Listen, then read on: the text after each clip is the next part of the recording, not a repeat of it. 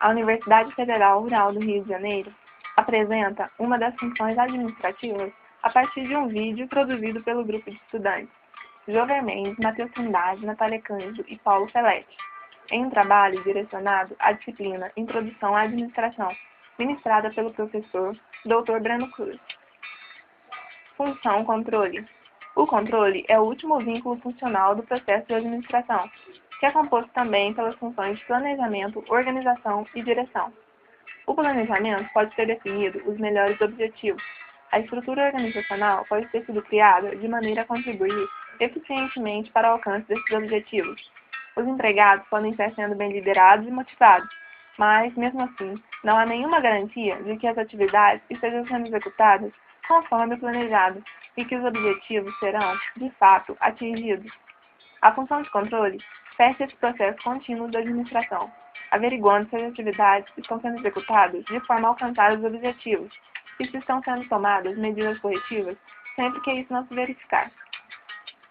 Conceito e importância.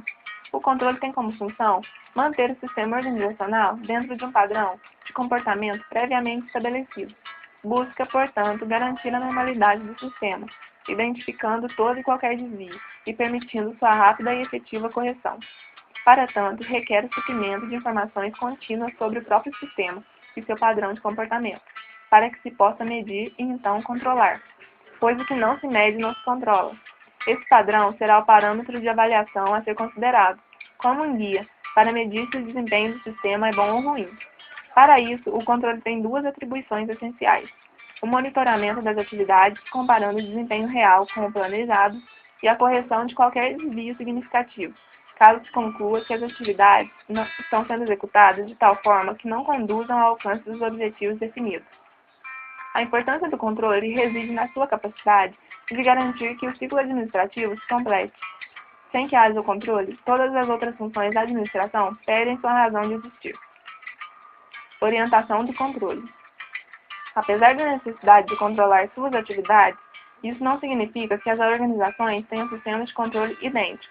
De fato, existem 3 abordagens com relação à orientação preferencial do sistema de controle organizacional: o controle de mercado, o controle burocrático e o controle de clã. Os administradores podem utilizar uma combinação dessas 3 abordagens de forma a projetar sistemas de controle adequados às suas organizações. Controle de mercado. Utiliza parâmetros e mecanismos de mercado como preços, lucros e participação de mercado, para avaliar e controlar a atividade e os resultados da sua organização. Controle burocrático. É um tipo de controle que faz o uso de mecanismos administrativos e burocráticos, como regras, normas, políticas e orçamento, para avaliar e monitorar o desempenho da organização. O controle de clã é um tipo de controle assegurado pelo compartilhamento de valores, normas, crenças, rituais, tradições, expectativas e outros aspectos relevantes da cultura organizacional. O controle por níveis organizacionais. Para cada um dos 3 níveis organizacionais, existem atividades e processos que devem ser monitorados e avaliados. Desse modo, podem se distinguir 3 níveis de controle: estratégico, tático e organizacional. O controle estratégico procura monitorar o desempenho da organização como um todo, bem como acompanhar as tendências do ambiente externo, fazendo os ajustes necessários na estratégia da organização para que ela alcance sua missão e visão corporativa. O controle tático possibilita que os gerentes tomem decisões específicas, visando resolver problemas em sua área de atuação. Volume de vendas, participação no mercado e resultados de uma campanha publicitária são exemplos de variáveis cujo desempenho deve ser controlado pelo gerente de marketing. Controle operacional utiliza mecanismos de controle ainda mais específicos, focalizando atividades operacionais, na maioria das vezes de produção ou de acompanhamento.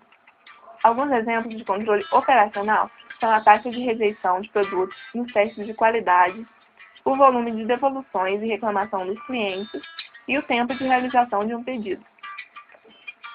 Tipos de controle. O controle do desempenho de uma atividade pode ser efetuado em diferentes momentos: antes que a atividade comece, enquanto a atividade decorre ou depois de terminada.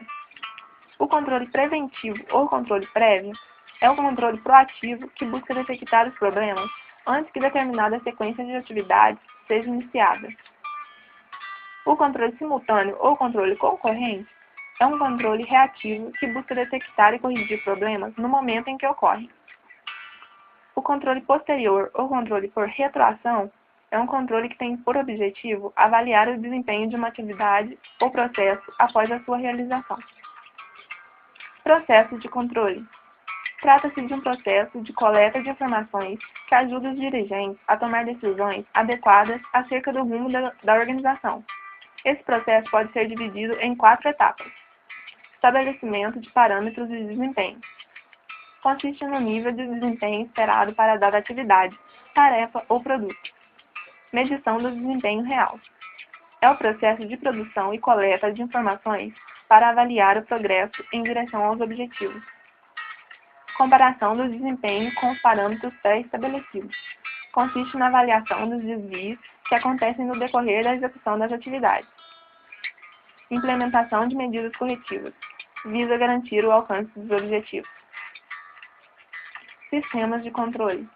Os componentes de um sistema de controle são padrões de controle, aquisição de informação e ação corretiva.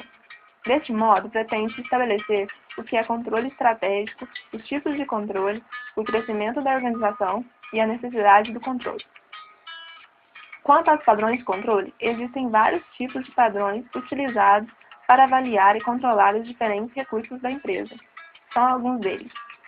Padrões de quantidade, como número de empregados, volume de produção, volume de vendas,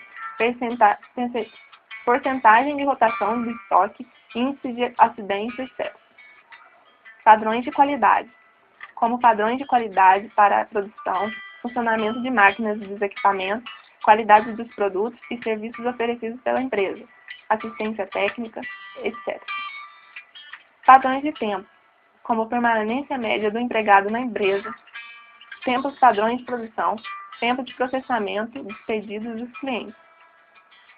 Padrões de custo, como custo de estocagem das matérias-primas, custo do processamento de um pedido, custo de uma requisição de material, custo de uma ordem de serviço, relação custo-benefício de um novo equipamento, custos diretos e indiretos da produção, etc. Instrumentos de controle. Controle financeiro. Forma de controle que mede os impactos financeiros das atividades econômicas de uma organização ou de uma unidade organizacional. Sistemas de informação gerencial. Sistemas computadorizados que processam os dados organizacionais e disponibilizam informações aos gestores de forma regular e contínua. Auditoria. Exame pericial, sistemático e independente, que tem como objetivo avaliar a eficiência e eficácia dos vários sistemas de uma organização. Balance Scorecard.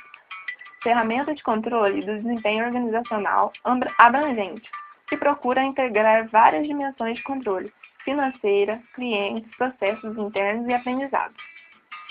Benchmarking. Processo contínuo e sistemático que procura comparar práticas e métodos de trabalho de uma organização com os de outras empresas.